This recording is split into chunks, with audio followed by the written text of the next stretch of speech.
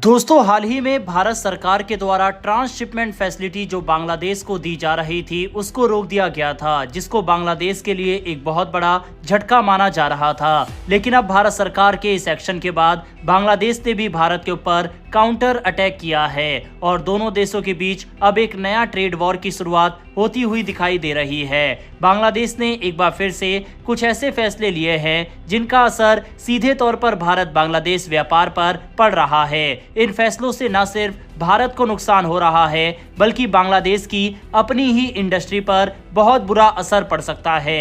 दरअसल बांग्लादेश की अंतरिम सरकार, जिसे इस समय मुख्य सलाहकार मोहम्मद यूनिस चला रहे हैं, उन्होंने पिछले महीने भारत के साथ जुड़े 3 जमीनी बंदरगाहों को बंद कर दिया है और एक और पोर्ट को अब सस्पेंड कर दिया गया है। सरकार ने इसकी वजह बताई है बुनियादी सुविधाओं की कमी, लेकिन जानकार कहते हैं कि ये कदम पूरी तरह से एक तरफा और व्यापार के लिए नुकसानदायक है, क्योंकि भारत और बांग्लादेश दोनों ही अभी सीमा पर लॉजिस्टिक्स सुधारने और ज्यादा पोर्ट्स खोलने की कोशिश में लगे थे। ऐसे में बांग्लादेश की ओर से पोर्ट्स को बंद करना सीधे तौर पर व्यापार को धीमा करना है। इतना ही नहीं, बांग्लादेश सरकार ने एक और चौंकाने वाला फैसला लिया है। उन्होंने भारत से आने वाले यान यानी धागे के आयात को भी रोक दिया है। आपको बता दें कि ये यान ही बांग्लादेश की गारमेंट इंडस्ट्री का सबसे जरूरी कच्चा माल है। बांग्लादेश का सबसे बड़ा एक्सपोर्ट सेक्टर है कपड़े का निर्यात। हर साल करोड़ों डॉलर की कमाई इसी से होती है। भारत से आने वाले यान सस्ता भी है, क्वालिटी में बेहतर भी है और सबसे जरूरी बात, बांग्लादेश की हजारों फैक्ट्रियों की रीढ़ है ये यान। लेकिन अब जब आयात बंद कर दिया गया है तो वहां की कई फैक्ट्रियां बंद होने की कगार पर है। खास तौर पर छोटे और मंझोले उद्योग जो बड़ी कंपनियों को सप्लाई करते थे। इस फैसले का विरोध खुद बांग्लादेश के बड़े व्यापारिक संगठन भी कर रहे हैं। उन्होंने इसे आत्मघाती फैसला बताया है। कई चैम्बर्स ने सरकार को समझाने की कोशिश की, लेकिन अंतरिम सरकार ने किसी की नहीं सुनी। अब सवाल उठता है कि आखिर बांग्लादेश ने ये सब किया क्यों? जानकारों का मानना है कि बांग्लादेश की अंतरिम सरकार अब भारत की जगह पाकिस्तान से यान आयात करना चाहती है। लेकिन दिक्कत यह है कि पाकिस्तान से आने वाला यान ना तो भारत जितना सस्ता है ना उतनी क्वालिटी का। यानी ये फैसला बांग्लादेश को, अपनी गारमेंट इंडस्ट्री को भी नुकसान देगा और भारत का भी बड़ा नुकसान होगा, क्योंकि यान एक्सपोर्ट से भारत के कई व्यापारियों को रोजी चलती है। ऐसे समय में जब भारत और बांग्लादेश दोनों ही सीमा पर इंफ्रास्ट्रक्चर सुधारने की बात कर रहे हैं, बॉर्डर को बेहतर बनाने की कोशिश हो रही है, तो अचानक से बंदरगाह बंद करना और व्यापारिक आयात रोकना एक पीछे ले जाने वाला फैसला है। विशेषज्ञ कहते हैं कि इससे न सिर्फ व्यापार पर असर होगा बल्कि दोनों देशों के रिश्तों पर भी खटास आ सकती है।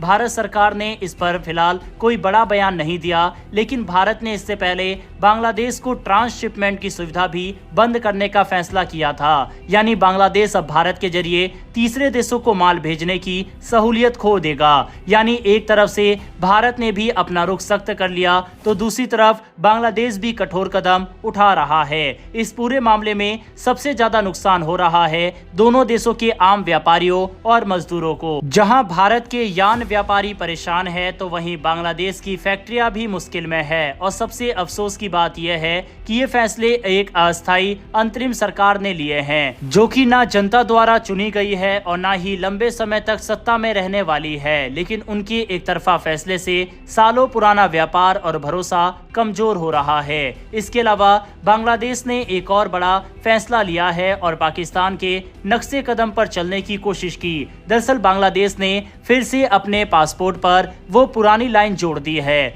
This passport is valid for all countries of the world accept Israel. यानी अब बांग्लादेशी नागरिक को इजराइल यात्रा करने की अनुमति नहीं है। आपको बता दें कि 2021 में प्रधानमंत्री शेख हसीना की सरकार ने ये लाइन पासपोर्ट से हटा दी थी, लेकिन साथ ही कहा था कि बांग्लादेश की इजराइल के खिलाफ नीति में कोई बदलाव नहीं है। उस समय ये फैसला इसलिए लिया गया था ताकि पासपोर्ट को अंतर्राष्ट्रीय मानकों के अनुसार बनाया जा सके। लेकिन अब फिर से ये लाइन जोड़ दी गई है और इसका सीधा संबंध गाजा में इजराइल की कार्रवाई और बांग्लादेश में उसके खिलाफ बढ़ते गुस्से से है।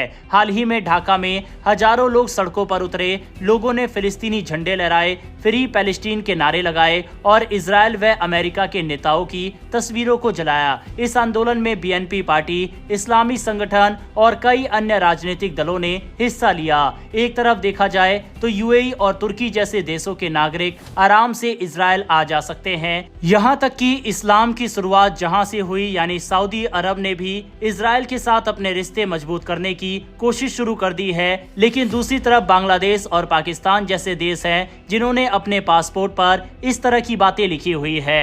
बहरहाल दोस्तों, बांग्लादेश से निकल कर आई इन सभी खबरों के ऊपर अपनी राय कमेंट बॉक्स में लिखकर बताइएगा। अगर आपको ये इन्फॉर्मेशन और वीडियो पसंद आई हो तो मेरी एक छोटी सी रिक्वेस्ट है कि नीचे दिए गए सब्सक्राइब बटन को प्रेस कर बेल आइकन को जरूर दबा ले, जिससे हमारी डेली ऐसी वीडियो आप तक सबसे पहले पहुंच सके। फिर मिलेंगे ऐसी एक नई वीडियो के साथ। धन्यवाद। जय हिंद।